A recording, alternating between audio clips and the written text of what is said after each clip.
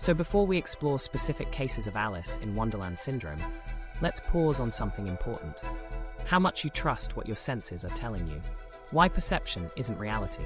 Most people assume their senses deliver an accurate picture of the world.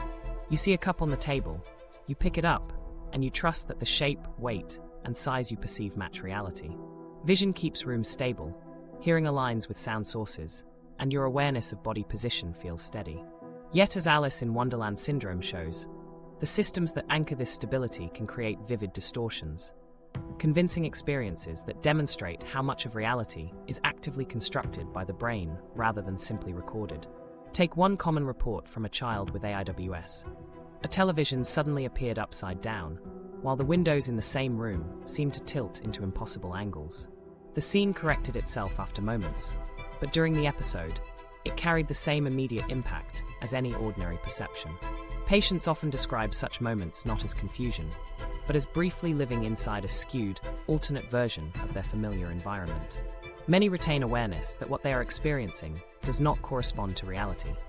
Though research also notes that while preserved insight is a hallmark feature of AIWS, it may not be present in every single case.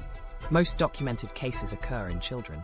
In pediatric cases, infections, especially Epstein-Barr virus, have frequently been linked as a trigger. In adults, migraines are more often implicated, and both groups can also experience isolated, unexplained episodes.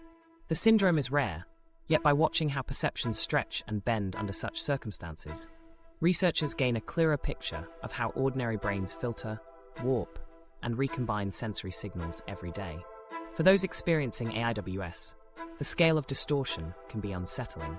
A hallway may appear to stretch far past its true length, or an arm might briefly look cartoonishly large compared to the rest of the body. What makes these accounts so instructive isn't only their strangeness, but what they reveal about perception itself. Your brain is not a camera mapping reality with mechanical precision. It builds a working model of the world by stitching together partial data. Most of the time, that model is sufficient. Sometimes, as AIWS shows, the construction itself becomes unstable, and the brain produces a world that holds together internally, but does not match external reality. This fragile construction matters more than curiosity alone. If perception is built moment by moment, then every decision, whether stepping into traffic, investing money, or interpreting the tone of a friend, depends on the brain's framing of sensory data. Misjudgments in scale or distance are easy to notice in clinical cases like AIWS, but smaller, subtler distortions likely influence daily life all the time. The distinction between perception and belief becomes central here. In many psychiatric or neurological conditions, hallucinations erase a person's ability to question what they see or hear. In contrast, people with AIWS often experience striking mismatches, giant hands, impossible rooms, while recognizing on another level that their actual surroundings have not changed. This unusual separation between sensing and knowing creates a unique lens for researchers. It demonstrates that perception can operate independently of higher judgment, offering a rare chance to study how the mind separates raw sensation from reflective thought. Optical illusions provide a helpful comparison. In a classroom, you might see two equal lines with arrows that make one look longer than the other. A ruler proves otherwise, yet visually the false impression persists. Normally, these illusions remain limited to drawings or controlled experiments. AIWS places the same error processing machinery into lived spaces, furniture, walls, and even body parts. The distortions spill into entire environments, showing on a sweeping scale that your brain runs the same shortcuts and edits beyond the laboratory. Some accounts link Alice in Wonderland Syndrome back to history. Lewis Carroll, who described whimsical changes in size in his writing, is thought to have suffered from migraines, leading some scholars to speculate that his experiences may have shaped aspects of the story. Such speculation remains tentative, but it underlines how neural quirks can influence perception and even creativity. Importantly, the rarity of AIWS should not encourage dismissal. Its small patient base makes it unusual in clinical practice, but the phenomena reveal universal features of perception in spotlight.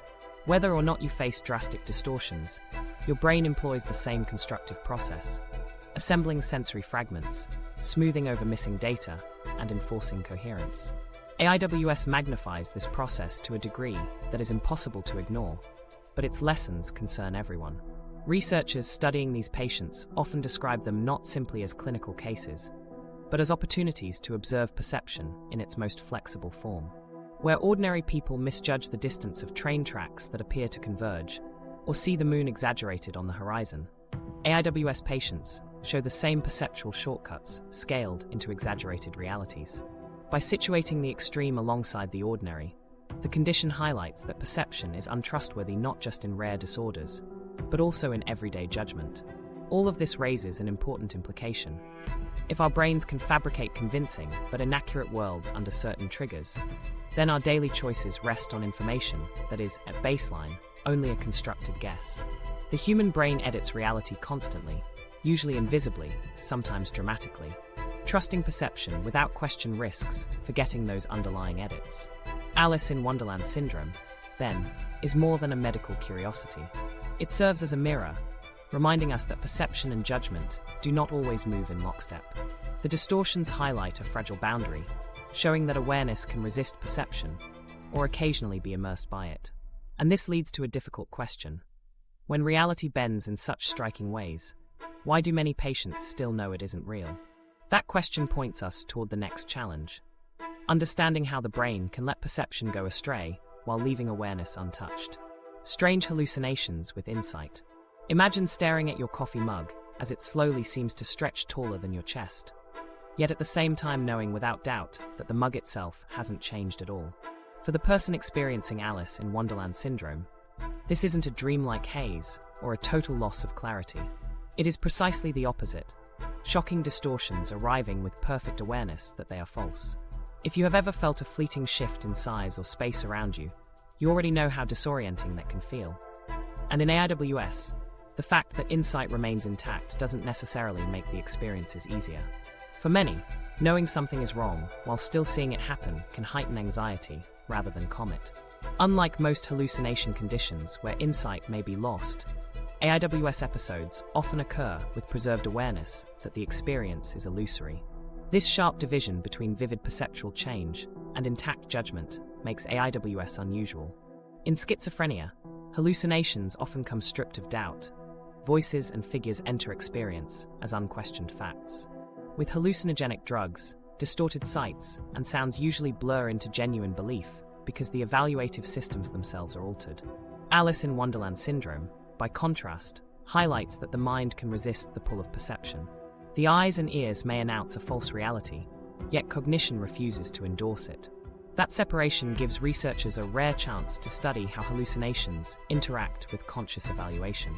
In many psychiatric or neurological disorders, an overwhelming sensory experience erases awareness. In AIWS, however, two parallel streams coexist, one conveying sensory impossibilities, the other standing firm in reason. A hand may balloon to an absurd size, or a hallway stretch endlessly forward, but the person living through it maintains the steady conviction that their body and environment have not actually changed. One plausible explanation is that AIWS involves disruption within early sensory processing, especially visual and spatial networks, while higher-level evaluative systems remain intact. Neuroimaging studies add weight to this model. Brain scans using SPECT and fMRI have sometimes shown reduced activity in occipital regions, where visual signals first get constructed, alongside increased activity in parietal areas that map space and perspective. This imbalance might generate the distorted perceptions while leaving judgmental circuits untouched. In simple terms, the brain is sending out erroneous pictures, but its internal fact-checker continues to resist them. This dual-layer processing has major implications for how people navigate reality. Imagine two scenarios. A patient with schizophrenia walks a corridor and sees a dark figure at their side. Lacking insight, they may panic or interpret the image as a threat. A person with AIWS walking the same corridor might see the walls stretch impossibly long, but because they retain insight, they keep walking without fear of being trapped. Both situations involve faulty visuals. Only in AIWS does reasoning cut through the illusion. That balance challenges an old saying: seeing is believing. For the AIWS patient, seeing becomes doubting. Each episode underscores how the brain continuously cross-checks perception against memory, consistency, and logic. When those checks fail, as in many hallucination disorders, beliefs collapse into confusion. When the checks hold, as in AIWS, the mind separates appearance from truth. Yet experiencing this divide is not simple relief. It can feel like living in two realities at once, and that can be as distressing as the distortions themselves. For psychologists, these preserved boundaries shed light on the mechanics of consciousness. Hallucinations and delusions are often lumped together, but AIWS illustrates their difference. A hallucination is a false perception, whereas a delusion is a false belief. In AIWS, hallucinations can be intense and alarming, but delusions do not follow. This creates a natural laboratory condition for exploring how the brain prevents sensory errors from spreading into belief systems. Few other circumstances allow researchers to watch hallucinations unfold without beliefs collapsing alongside them. The neuroscience behind this split suggests multiple levels of organization. Distorted signals move upward from sensory networks, but evaluation occurs higher in association cortices, where internal coherence gets checked. Feedback loops flag contradictions between what is seen now and what experience predicts. AIWS seems to reveal that these loops remain active, giving patients both a distorted view and an intact ability to reject it. This multi-layered system may be present in all of us, but only becomes visible when perception itself goes wildly astray. These insights also matter for everyday life. Even outside of rare disorders, people constantly misperceive. We misinterpret a driver's gesture, misread a friend's expression, or misjudge the timing of traffic lights. In ordinary settings, those distortions glide through unnoticed because they're small enough to pass as truth. AIWS exaggerates the same process until it becomes undeniable. By watching its dramatic breakdowns, psychologists see the hidden architecture guiding every ordinary judgment. The lessons extend beyond medical interest. They offer a reflection on decision-making, belief systems, and even social trust. AIWS shows that separating perception from judgment is possible, that the mind can resist believing what the senses report. This is the same cognitive safeguard that keeps a driver moving forward despite visual illusions on the road, or that lets someone reject unfounded rumors despite vivid mental images. By contrast, failures of this safeguard, whether in clinical delusions or social misinformation, reveal what happens when reason no longer counters faulty input. Preserved insight in AIWS therefore provides more than comfort during episodes. It demonstrates a cognitive strength with universal importance. When thought resists even vivid distortions, behavior stays anchored to reality. When thought succumbs to sensory or emotional pressures, confusion spreads instead. In this way, AIWS becomes a striking example of how vulnerable humanity is to perceptual shifts, and how valuable it is to maintain independent judgment against them. What remains fascinating is how fragile the entire system can be. One person can walk through the world seeing accurate scale and space, while another briefly lives inside stretched rooms and distorted limbs. Yet both depend on the same delicate balance of brain circuits. Studying AIWS underscores that even a small disruption can remake perception, forcing cognition to stand guard over truth. If such instability can arise from a momentary disruption in brain signaling, it raises the next puzzle. Where do those disruptions come from? Many assume hallucinations belong only to mental illness or powerful drugs, but AIWS often appears in people struck by something far more ordinary. Before exploring those unexpected triggers, we need to ask an even stranger question. How could a simple infection set off distortions that feel like reality itself has changed? The infection trigger. When doctors began documenting Alice in Wonderland Syndrome, many assumed that its root had to be psychiatric disease or disordered brain chemistry. But one of the most repeatedly observed entry points into these bizarre distortions has been infection. Case reports spanning decades, often involving children, describe episodes of altered body size or warped surroundings following an ordinary illness. Parents sometimes recall their child recovering from a fever, only to wake one morning convinced that their bedroom had expanded into impossible proportions, or that their arms had suddenly contracted down to puppet length. Among the infections, the Epstein-Barr virus, responsible for mononucleosis, has been reported most consistently. Reviews show it as the leading post-infectious association in pediatric cases. During or just after a bout of Epstein-Barr, children have described shifts in size perception, inverted visual scenes, or auditory distortions. Importantly, Epstein-Barr is not rare. Most people encounter it at some point, though not everyone shows clear symptoms. Its frequent pairing with AIWS in the medical literature raised an unexpected possibility. A virus that normally causes swollen glands and fatigue can, in certain circumstances, precede striking perceptual errors. Other viruses have appeared in published cases as well. Instances of AIWS following influenza, varicella, Coxsackie, and even Zika infection have been noted, suggesting that the phenomenon is not confined to Epstein-Barr alone. Rather than a single viral culprit, infections in general seem capable of setting the stage for temporary malfunctions in sensory processing. The connection does not mean that every infection leads to AIWS, but it highlights one common pathway among patients who experience distortions. When researchers investigated brain function during or after these episodes, they found intriguing patterns. Small neuroimaging studies, including SPECT and fMRI reports, suggest that episodes sometimes coincide with hypoperfusion, reduced blood flow, in regions crucial for vision and spatial mapping. In one child, decreased activity appeared in the occipital lobe. In another, it was the temporal lobe. The specific site varied, but the consistent feature was that these were areas tasked with building coherent sensory scenes. This suggested that infections might not directly produce hallucinations, but instead disrupt the brain's normal circulation or signaling in ways that lead perception briefly astray. One leading hypothesis is that infections create local cortical disturbances. Immune-related inflammation or shifts in vascular tone may alter how reliably neurons in visual and associative cortices communicate. When the input to those systems is uneven, the brain's constructed model of the world becomes distorted. A table might grow taller, not because the sensory organs are damaged, but because timing and coordination in the cortical map have wavered.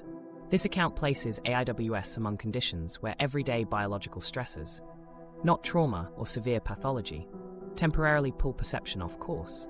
The fact that such distortions can follow something as routine as a viral infection reframes how hallucinations are viewed. Rather than chalking them up solely to psychiatric disease or degenerate brain changes, clinicians now include immune, vascular, and infectious factors in their explanations. This perspective shifts the stigma while opening new avenues for research. If fever and inflammation can warp spatial perception, then hallucinations themselves may be a broader product of disrupted brain equilibrium, not always signs of entrenched disorder. Case descriptions bring this into focus in a human way. A teenager recovering from mono described the schoolroom as stretching above like a cavern. Another child noted the feeling that his hands had shrunk to the size of toys. In both examples, the experiences faded as the infection resolved. These accounts reinforce that the distortions, while unsettling, are often transient side effects rather than lasting rewiring of the brain. Because many conditions can mimic AIWS, evaluation typically accounts for more than infection history alone. Clinicians look at possible migraine activity, seizure disorders, or structural abnormalities before settling on AIWS. But when a child presents shortly after a viral illness, and especially with preserved insight during distortions, infections remain a leading consideration. In most pediatric cases, no invasive intervention is needed. Symptoms fade as the underlying illness clears. Supportive care, rest, and reassurance are the mainstay, so long as serious neurological disease has been excluded. Not every case can be tied to infection. Reviews of the literature note that in around 1/5 of reported episodes, no clear cause is identified at all. This adds to the sense that AIWS is not produced by a single factor, but rather emerges from a range of disturbances that interfere with perception at vulnerable points in the system. Infections are common triggers, but not exclusive ones. Migraines, epilepsy, or unexplained anomalies can equally lead to similar experiences. The overlap between such diverse origins suggests the syndrome reflects a final common pathway of perceptual disruption, not a uniform disease mechanism. The biological plausibility of infection as one pathway remains strong. Infections provoke immune responses and alter brain signaling chemistry. Fever changes metabolic demand, while inflammatory molecules can affect vessel diameter and local neuronal function. Each of these shifts nudges perception's tight balance. For most, those changes are minor and never break into awareness. For a minority, the result is sudden-sized distortions or warped visual environments lasting minutes or hours. As unsettling as these reports are, they point to a reassuring truth. Perception generally recovers. Once the infection resolves and blood flow normalizes, children return to ordinary sight and sound. This resilience underscores how dynamic perception is, vulnerable to disruption, but capable of restabilizing quickly. The episodes serve as reminders not only of the fragility of sensory systems, but also of the brain's capacity to restore coherence after transient challenges.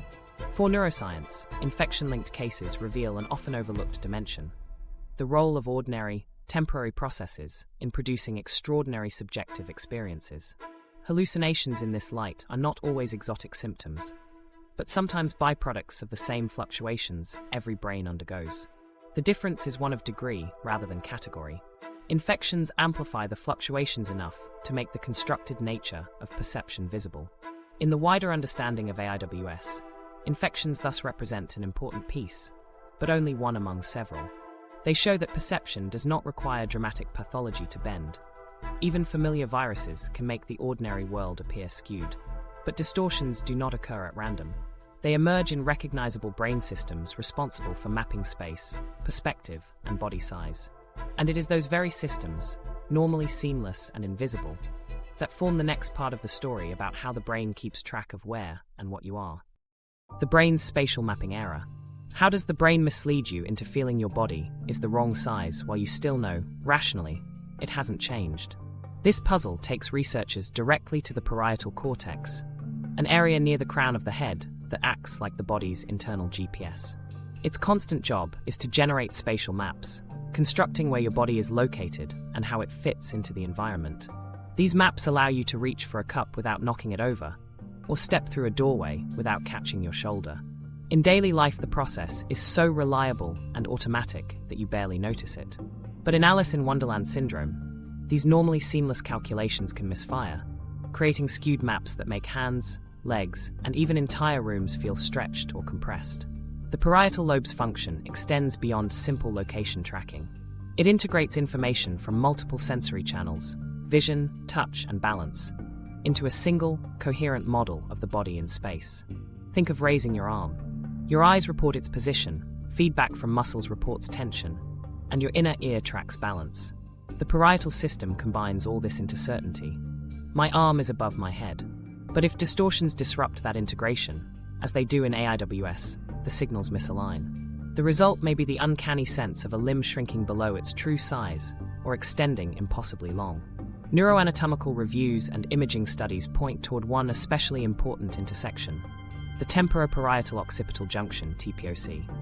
This hub combines visual streams with body schema representation. Dysfunction here, along with broader parietal instability, is commonly implicated in AIWS. For instance, a case fMRI recorded hyperactivation in parietal regions alongside reduced occipital responses during an episode, a pattern that fits with patients' reports of distorted dimensions. This type of evidence supports the idea that the mapping machinery is being driven out of balance rather than completely silenced. When parietal circuits spike in activity, they distort rather than erase the body map. It's like an internal GPS misreading your coordinates. Your location is still tracked, but now the system insists you're standing several meters away, or that your legs occupy more space than they do. People living through AIWS describe feet that feel gigantic or hallways that extend endlessly, even though every objective cue contradicts this. The altered maps dominate perception because they are generated inside the very networks meant to coordinate all inputs. The significance of these distortions shows up in daily navigation. Imagine repeatedly crossing your bedroom. Your brain builds a prediction of how many steps it takes. In AIWS, this forecast collapses, and suddenly the distance feels 3 times longer. The hallway hasn't changed, but the spatial coordinate system has reported it incorrectly. Crucially, higher cognitive systems often notice the mismatch. Memory and reasoning push back, saying, "I've crossed here before, and it never took this long." This coexistence of distorted maps with intact recognition defines the experience. AIWS cases remind us how dynamic body awareness actually is. Most people assume bodily boundaries feel stable, yet imaging shows continuous recalibration. Every motion requires the parietal cortex to adjust spatial frames. In ordinary conditions, those updates are invisible. In AIWS, the adjustments slip off course. Instead of a quiet correction, the misalignment grows large enough to dominate consciousness. Watching a room swell around you is, in effect, witnessing your parietal system losing calibration in real time. This fragility is not unique to the syndrome. Simple examples in everyday life show how easily parietal processing can be tricked. When you look into water, a stick appears bent because light refraction fools visual input. The parietal system incorporates this skewed cue, producing a mistaken sense of where the object lies. With AIWS, the twist happens internally, not through the environment. Circuits that usually stabilize perception instead generate errors, creating distortions before you even compare them to the outside world. These errors matter because spatial mapping underlies survival. Without precise coordinates of body and environment, balance, reaching, and basic orientation would collapse. Evolution built robust parietal systems to manage these problems with speed. But episodes of AIWS reveal that robustness has limits. Patients may suddenly feel missized in their own body, a destabilizing experience that can cause lasting unease even after perceptions normalize. The resilience of the system means most episodes end quickly. Yet their intensity leaves lasting evidence that the mapping process is vulnerable. The neuroscience also reshapes how we think about self-awareness. Feeling located within a body is not automatic. It is the outcome of constant mapping activity. AIWS strips away that transparency and reveals embodiment as a construction. A hand that feels oversized or a head that seems shrunken is a signal that the system fabricating bodily presence has faltered. The brain is still generating a cohesive body image, but the scale and distances are skewed. This gap between perception and belief becomes not just a symptom, but a window into how feeling in a body is sustained to begin with. Patient reports and brain scans converge on the parietal cortex as a common locus of dysfunction, though not the only one. Occipital and temporal areas sometimes show altered blood flow too, underscoring that AIWS is heterogeneous. Still, parietal network variation appears again and again. Even tiny changes in neural timing or intensity create exaggerated impressions, forcing patients to reconcile everyday actions with wildly inaccurate maps. Practical accounts show that grounding strategies can help. Because spatial maps are multimodal, tactile input can stabilize them. Some patients find relief by pressing feet firmly to the floor, touching a textured surface, or using a mirror for feedback. These actions introduce strong sensory anchors, pulling the body map back toward accuracy. Case reports note that such grounding can shorten episodes. This coping strategy highlights how flexible and layered the system is. Visual distortion might pull it one way, touch corrects it from another. Considering all this, AIWS underscores the fragile balance of perception. Internal maps are normally seamless, but when they fall out of calibration, even for minutes, reality feels warped. That fragility is not confined to those with a syndrome diagnosis. It is a universal feature of how perception is built. Day to day, small slips in prediction or mapping pass unnoticed. In AIWS, they are magnified until impossible to ignore. The lesson is that stability of space and body is not hardwired. It is negotiated moment by parietal and connected networks. Each successful negotiation gives you the certainty you occupy a body moving through a consistent environment. Each failure demonstrates just how provisional that certainty really is.